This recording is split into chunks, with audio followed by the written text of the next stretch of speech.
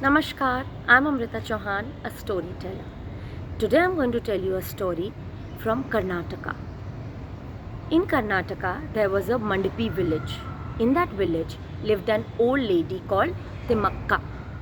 Timakka lived with her son Somu, but people called him Somberi Somu. Actually, it earned that name because all he would do was sleep, wake up, and say, Amma, Hashivu. Hashivu means I'm hungry. Eat, and again sleep. Then wake up, Amma, Hashivu means obviously I'm hungry. Eat and sleep. So people called him Somberi Somu, as Somberi in Kannada means lazy.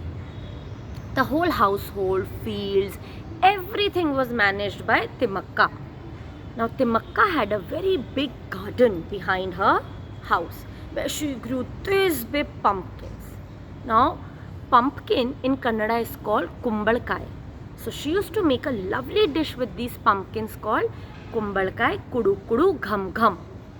And people would really love it, but she never shared this recipe with anybody. Whenever she used to cook in the kitchen, all people tried to listen, and people tried to find out the recipe, but all they could hear through the walls was chop chop fry fry, chop chop fry fry. That's all. She would just take the pumpkin, go in the kitchen, bolt the kitchen, and then came the noise, chop chop fry fry, chop chop fry fry, chop chop fry fry, and yummy aroma would come out. People passing by would also stop and think, wow, what a lovely dish.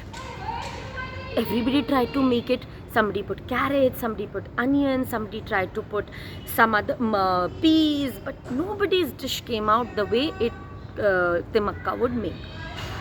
Anyways, then there was this temple in the village of Amba Bhavani. Every year there was a prosecution where people would take Amba Bhavani. There was a mela, people would celebrate, and in that mela, in that festival, everybody from the village would get one item to eat and share. This was the time when Timakka would get kumbalkai kudu kudu gham gham, and people would wait for it because somebody, even there, people got rasam, payasam, kheer, chole, puri, everything was there, but nothing like her dish. You could eat it with roti, you could eat it with rice, you could just eat it like that. And she used to give everybody one spoon, and when people used to say, Amma, one more spoon, she said, no, everybody will get one spoon. And by end of the mela, the end of the festival, her whole bowl would finish. So people would wait for this 1 year. Now Timakka got Somberi Somu married to a girl of a nearby village called Tara. Now everybody thought, wow, Tara is going to eat kumbalkai kudu kudu gham gham every day. But this did not happen. She used to give Tara also only one spoon. Now Tara was very angry. One day Timakka had made the dish and gone to meet her sister. Tara thought, today I'm going to take the bowl, run away and eat the whole bowl. So she went to the kitchen, took the bowl, looked here and there, didn't realize where to go, ran out, saw Amba Bhavani's temple, just went inside, and without thinking started eating, gobbling. By the time her dish was over and then she looked up, she saw from this Amba Bhavani had become out of shock, because Amba Bhavani was not used to this. People would offer her and then eat. Now Amba Bhavani was shocked, and when she went out and then people started coming in without realizing what had happened inside, everybody thought Amba Bhavani is angry, goddess is giving us curse, something will happen in the village, and people were upset. Some started crying. The whole village was in havoc, and people were only talking with each other. What had happened? What to do, where to go, let's leave the village, and all that. Now Tara knew what had happened and why it had happened, but she couldn't tell anybody. So she ran back to Timakka. Now by then Timakka was back, and Timakka knew, the bowl was missing and Tara was missing. So Tara had taken the bowl to eat. So she was waiting for her left and right and left and right. The moment Tara came, she said, Timaka, Timaka, Amma, don't scold me. Just listen.